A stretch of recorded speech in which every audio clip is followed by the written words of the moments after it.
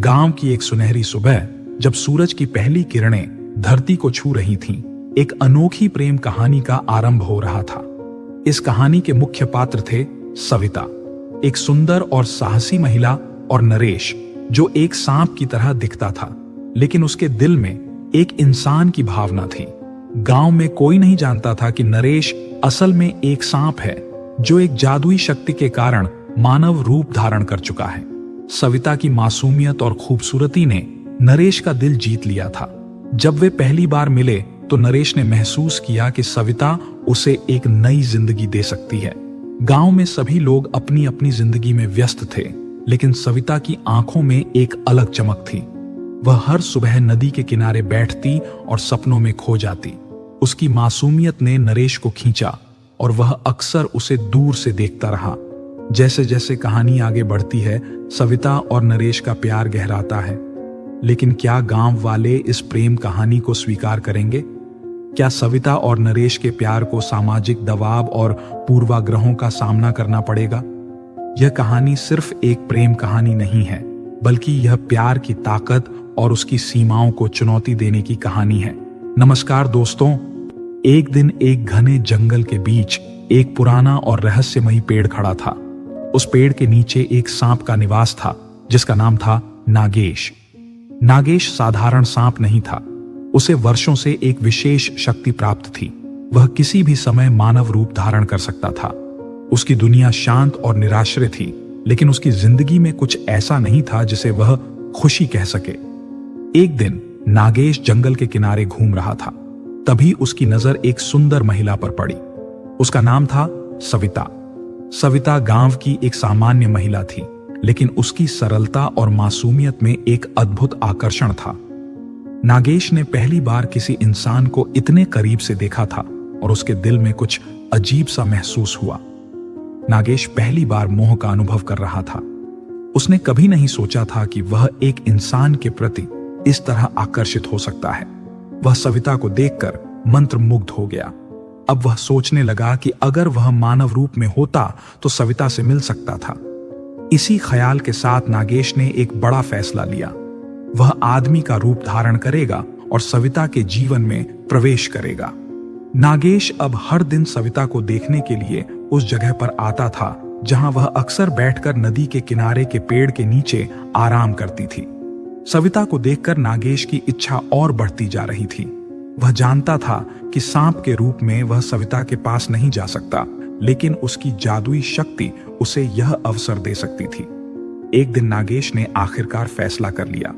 उसने अपनी शक्तियों का प्रयोग कर आदमी का रूप धारण करने का निश्चय किया।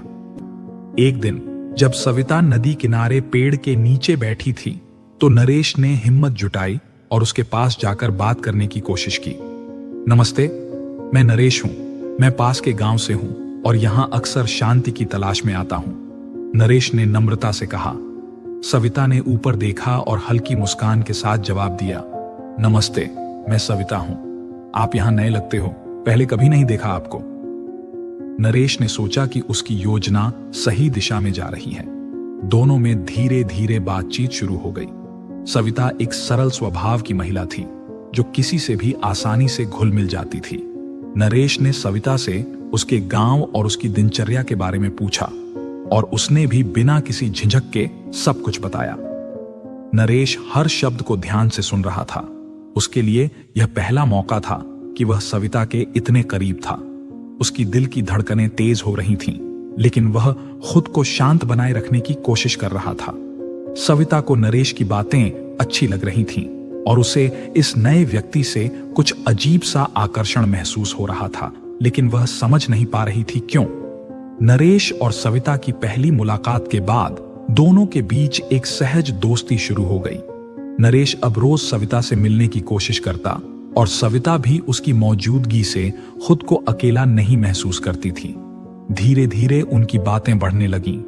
कभी वे गांव की छोटी छोटी बातों पर चर्चा करते, तो कभी जीवन के बड़े सवालों पर। सविता को नरेश की सादगी और उसकी बातें बहुत पसंद आने लगीं। वह उसे एक साधारण लेकिन समझदार इंसान मानने लगी थी। नरेश को भी लगने लगा कि उसकी योजना सफल हो रही है, क्योंकि सविता अब उसकी ओर आकर्षित हो रही थी। लेकिन नरेश के मन में अब एक डर भी था, उसकी असलियत। वह एक सांप था, और अगर सविता को यह पता चल गया तो क्या होगा। एक दिन नरेश और सविता नदी के किनारे बैठे बातें कर रहे थे। सविता ने नरेश से पूछा, नरेश, तुम हर रोज यहां आते हो, तुम्हारे काम धंधे का क्या तुम गांव में ही रहते हो? नरेश ने एक पल के लिए सोचा और फिर जवाब दिया, मैं गांव में ही रहता हूं और यहां का कामकाज देखकर वापस चला जाता हूं। मुझे यहां आकर शांति मिलती है, इसलिए रोज यहां आता हूं। सविता उसकी बातें सुनकर मुस्कुरा दी। वह समझ रही थी कि नरेश भी उसी की तरह अकेला है और अपने मन की शांति के लिए यहां आता है। दोनों की यह दोस्ती अब और गहरी होने लगी थी, लेकिन नरेश के दिल में एक सवाल उठने लगा, क्या वह इस दोस्ती को और आगे बढ़ा पाएगा बिना अपनी असलियत उजागर किए? नरेश और सविता की दोस्ती अब गहराने लगी थी। नरेश रोज सविता से मिलने आता और दोनों घंटों बातें करते। सविता अब नरेश से बहुत प्रभावित हो चुकी थी। उसे लगता था कि नरेश जैसा समझदार और नेक दिल इंसान शायद ही उसके जीवन में कभी आया हो। नरेश की बातों में एक अलग ही आकर्षण था जो उसे बार बार उसकी ओर खींचता था। नरेश भी सविता के प्रति अपनी भावनाओं को छिपा नहीं पा रहा था। उसका मन हर दिन सविता के और करीब जाने की कोशिश करता, लेकिन उसकी सांप वाली असलियत उसे अंदर ही अंदर परेशान कर रही थी। नरेश ने कभी किसी इंसान से इस तरह का लगाव महसूस नहीं किया था, और अब वह सोचने लगा था कि क्या वह सविता से अपने दिल की बात कह पाएगा। एक दिन जब नरेश और सविता जंगल में घूमने गए तो नरेश ने सविता की ओर देखा और उसकी सुंदरता में खो गया। उसने सोचा कि अगर वह इंसान होता तो शायद वह सविता के साथ एक सामान्य जीवन बिता सकता था, लेकिन अब उसे अपनी असलियत याद आई और वह खुद को रोकने लगा। सविता ने देखा कि नरेश आज थोड़ा चुप था। उसने पूछा, नरेश, क्या हुआ? आज तुम कुछ उदास लग रहे हो? नरेश ने मुस्कुराने की कोशिश की और कहा, नहीं, बस यूं ही कुछ पुरानी बातें याद आ गईं। सविता उसकी बातों से संतुष्ट नहीं हुई, लेकिन उसने उसे ज्यादा नहीं कुरेदा। नरेश अब सोचने लगा था कि उसे सविता से सच कह देना चाहिए, लेकिन उसे डर था कि सविता उसकी असलियत जानकर उसे छोड़ देगी। नरेश अब हर दिन अपनी भावनाओं से लड़ रहा था। सविता के प्रति उसका प्रेम दिन ब दिन बढ़ता जा रहा था, लेकिन उसकी असलियत उसे हर बार रोक लेती थी। उसने सोच लिया था कि अब वह सविता से अपने दिल की बात कहेगा, चाहे जो हो जाए। लेकिन यह करना इतना आसान नहीं था। एक दिन नरेश और सविता नदी के किनारे बैठे थे। सविता आसमान की ओर देख रही थी और नरेश मन ही मन सोच रहा था कि कैसे सविता को सब कुछ बताए। उसने महसूस किया कि अगर वह अपनी सच्चाई नहीं बताएगा तो वह इस रिश्ते के साथ न्याय नहीं कर पाएगा। नरेश ने गहरी सांस ली और सविता की ओर देखा। सविता, मैं तुमसे एक बात कहना चाहता हूं, उसने हिचकिचाते हुए कहा। सविता ने उसकी तरफ देखा और कहा, हां, कहो नरेश, क्या बात है? तुम कुछ दिनों से परेशान लग रहे हो। नरेश ने अपनी आंखों में हल्की सी घबराहट के साथ कहा, मैं तुम्हें बहुत पसंद करता हूं, लेकिन मेरे बारे में एक ऐसी सच्चाई है जिसे तुम नहीं जानती। मैं तुम्हें धोखा नहीं देना चाहता, इसलिए मुझे यह बताना जरूरी लगता है। सविता चौंक गई, लेकिन उसने उसे समझाते हुए कहा, नरेश, तुम जो भी हो, मेरे लिए मायने रखता है कि तुम एक अच्छे इंसान हो। मुझे तुम्हारी सच्चाई जानने से डर नहीं लगता। नरेश के दिल में डर और बेचैनी एक साथ उमड़ने लगे। वह सोच रहा था कि अगर वह अपनी सच्चाई बताएगा तो क्या सविता उसे समझ पाएगी या हमेशा के लिए दूर हो जाएगी। नरेश के शब्दों से सविता को एहसास हो गया था कि कुछ बहुत बड़ा राज छिपा हुआ है, लेकिन उसने नरेश को भरोसा दिलाया कि वह जो भी है उसे समझेगी। नरेश ने अपने भीतर के डर को कम करने की कोशिश की और सविता की आंखों में झांकते हुए कहा, सविता, मैं वो नहीं हूं जो तुम समझती हो। मैं इंसान नहीं हूं। सविता एक पल के लिए चौंकी, लेकिन उसने तुरंत खुद को संभाला। क्या मतलब? तुम ये कैसी बातें कर रहे हो नरेश? उसने हल्के से हंसते हुए पूछा, मानो उसे नरेश की बात पर विश्वास न हो रहा हो। नरेश ने गंभीरता से कहा, मैं वास्तव में एक सांप हूं। मैंने तुम्हारे लिए इंसान का रूप धारण किया है ताकि तुम्हारे करीब आ सकूं। मैं तुम्हें धोखा नहीं देना चाहता था, लेकिन मेरे पास और कोई रास्ता नहीं था। सविता अब पूरी तरह से स्तब्ध थी। उसकी आंखों में अजीब सा डर और आश्चर्य दिखाई देने लगा। उसने पीछे हटते हुए कहा, यह कैसा मजाक है नरेश? तुम सांप कैसे हो सकते हो? नरेश समझ गया कि सविता को यह सब समझने में समय लगेगा। उसने आगे बढ़कर कहा, सविता, मैं तुमसे झूठ नहीं बोल रहा हूं। मैं वास्तव में एक नाग हूं और तुमसे मिलकर मैंने जो महसूस किया वह मेरे लिए भी नया था। सविता को समझ नहीं आ रहा था कि वह क्या कहे। उसे यह सब किसी असंभव सपने जैसा लग रहा था।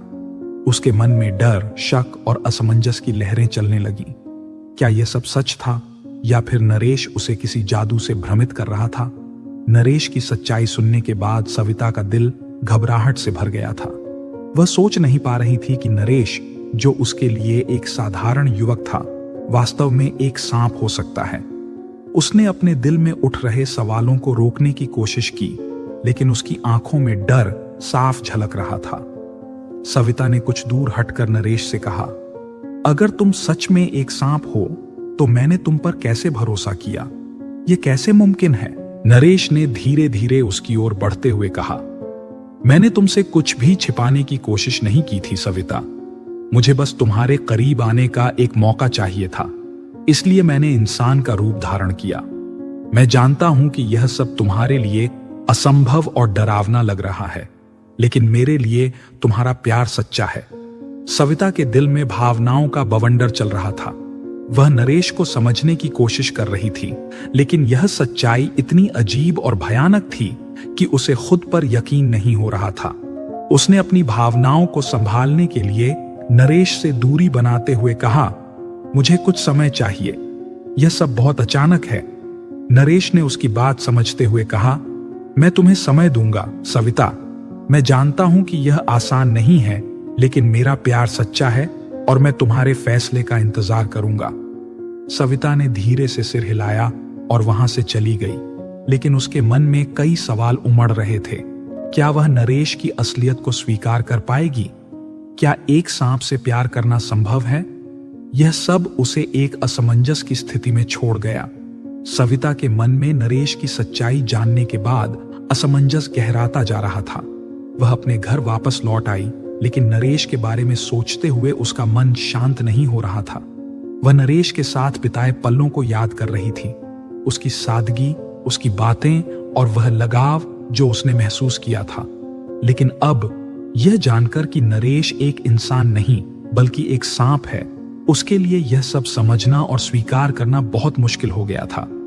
सविता ने खुद से सवाल किया, क्या मैं नरेश से प्यार करती हूं? अगर हां, तो क्या यह संभव है कि मैं एक सांप से प्यार कर सकूं? क्या हमारा रिश्ता किसी भी तरह से टिक सकता है? इन सवालों ने उसे रात भर सोने नहीं दिया। वह बार बार वही बातें सोचती रही और उसका दिल और दिमाग लगातार टकराते रहे।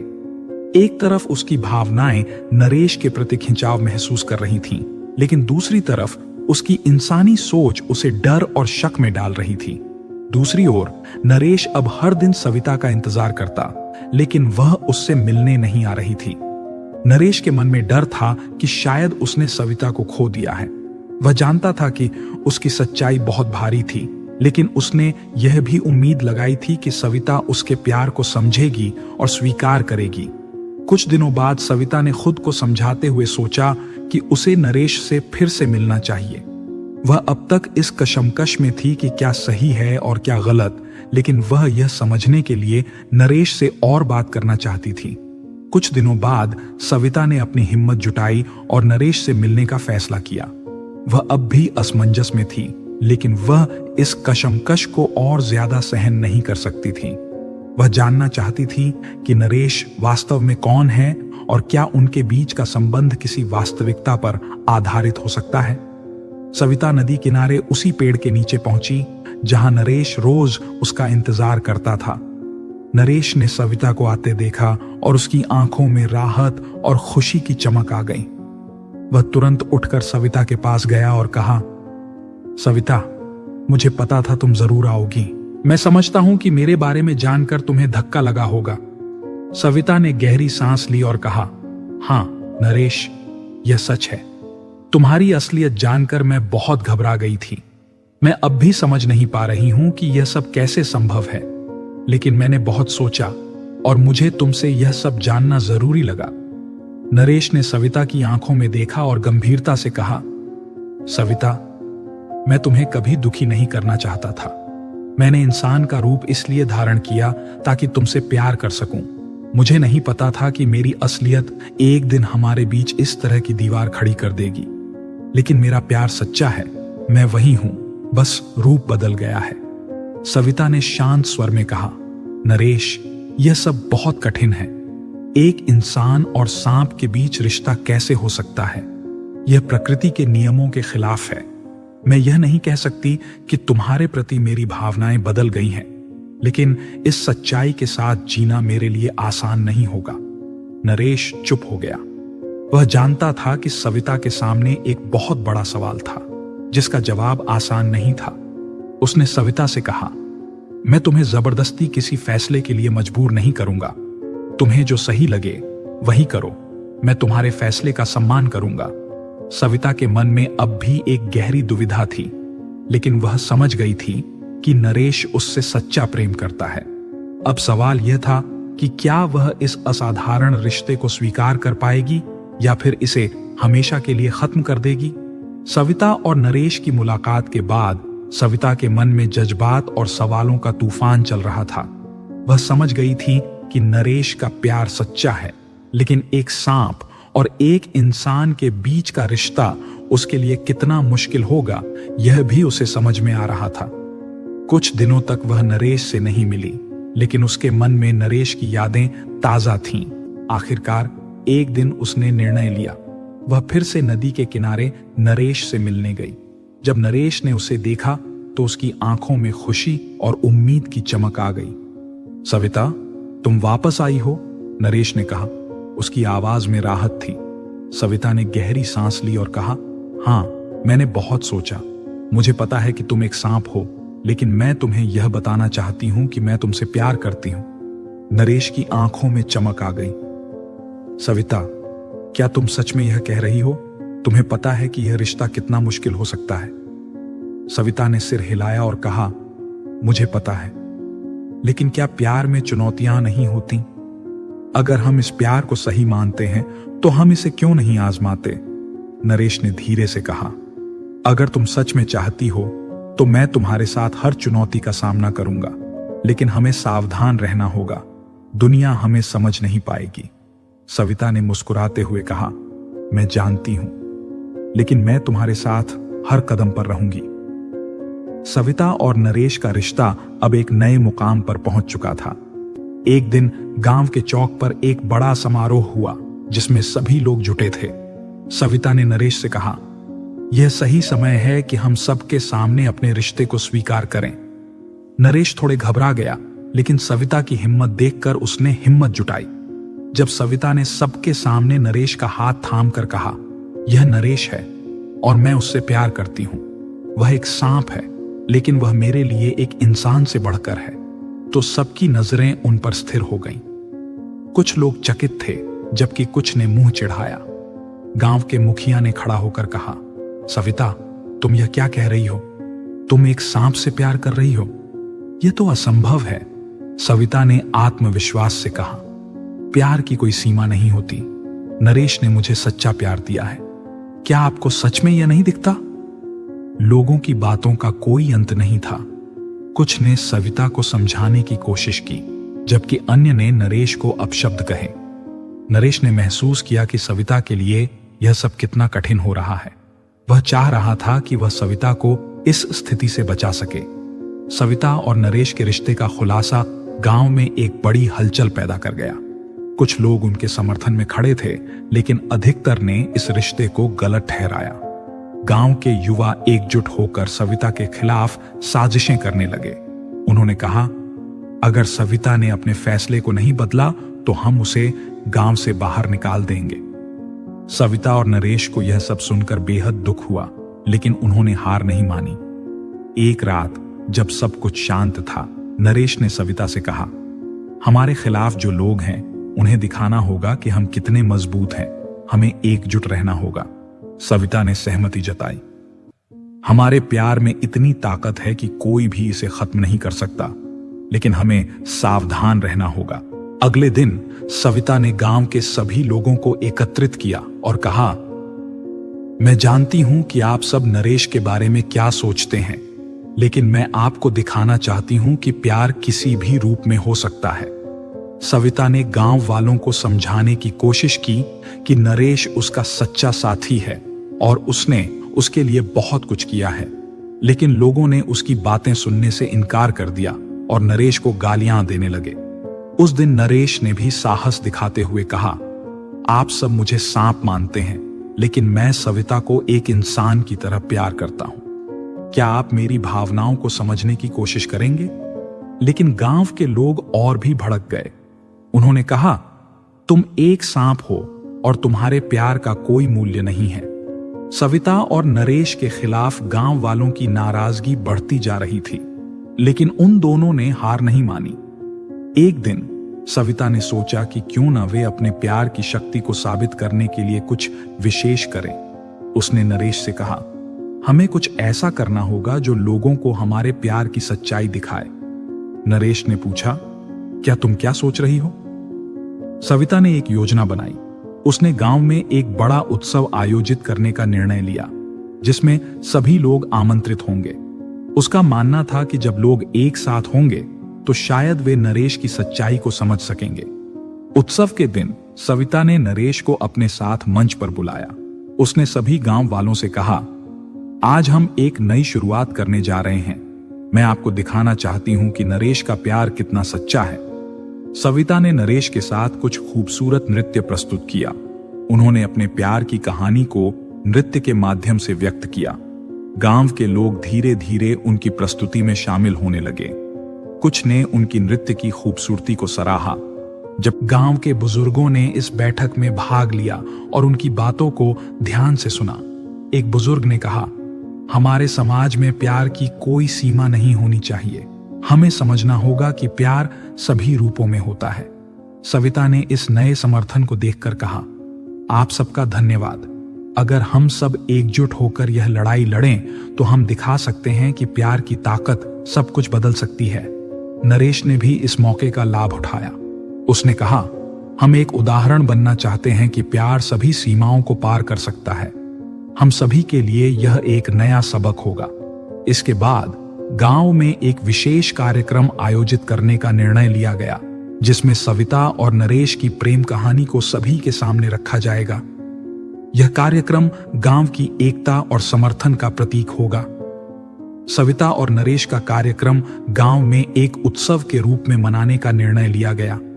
यह उत्सव न केवल उनके प्यार को मान्यता देने के लिए था, बल्कि गांव के सभी लोगों को एकजुट करने के लिए भी था। सविता और नरेश ने मिलकर एक विशेष प्रस्तुति तैयार की, जिसमें उनके प्यार की कहानी और समाज के प्रति उनके संदेश को शामिल किया गया। उत्सव के दिन गांव के हर कोने से लोग एकत्र हुए। माहौल में उत्साह और उम्मीद की लहर दौड़ रही थी। सविता ने मंच पर आते ही सबको संबोधित किया, आज हम यहाँ एक विशेष कारण से हैं। प्यार किसी भी रूप में हो सकता है और हमें इसे स्वीकार करना चाहिए। नरेश मेरे लिए सिर्फ एक सांप नहीं, बल्कि मेरा सच्चा साथी है। नरेश ने सविता का हाथ थामते हुए कहा, हम सबको समझना होगा कि प्यार में कोई भेदभाव नहीं होता। जब हम एक दूसरे का समर्थन करते हैं तो हम अपने समाज को और मजबूत बनाते हैं। सविता और नरेश की प्रस्तुति के दौरान उन्होंने अपनी कहानी को नृत्य और गीतों के माध्यम से दर्शाया। यह उनके प्यार का एक सुंदर प्रदर्शन था, जिसने दर्शकों के दिलों को छू लिया। जैसे जैसे कार्यक्रम आगे बढ़ा, गांव के लोग धीरे धीरे सविता और नरेश के प्यार की सच्चाई को स्वीकार करने लगे। कुछ लोग जो पहले विरोध कर रहे थे, अब उनकी बातों को सुनकर प्रभावित हो रहे थे। अंत में गांव के मुखिया ने कहा, आज हमें यह सीख मिली है कि प्यार की कोई सीमा नहीं होती। हमें सविता और नरेश के प्यार को स्वीकार करना चाहिए और अपने समाज को एकजुट करना चाहिए। इस तरह सविता और नरेश ने न केवल अपने प्यार को साबित किया, बल्कि पूरे गांव को एकता और प्रेम का संदेश भी दिया। और आखिरकार प्यार की विजय होती है, जहां सविता और नरेश ने अपने संघर्ष के जरिए सभी को प्यार की सच्चाई से परिचित कराया। उनका प्यार अब गांव में एक प्रेरणा बन चुका है। इस प्रकार सांप और महिला की प्रेम कहानी ने हमें यह सिखाया कि प्यार की ताकत हर बाधा को पार कर सकती है। मित्रों, ये कहानी आपको कैसी लगी हमें कमेंट बॉक्स में जरूर बताएं, और वीडियो पसंद आई हो तो वीडियो को लाइक करें, शेयर करें और चैनल को सब्सक्राइब भी करें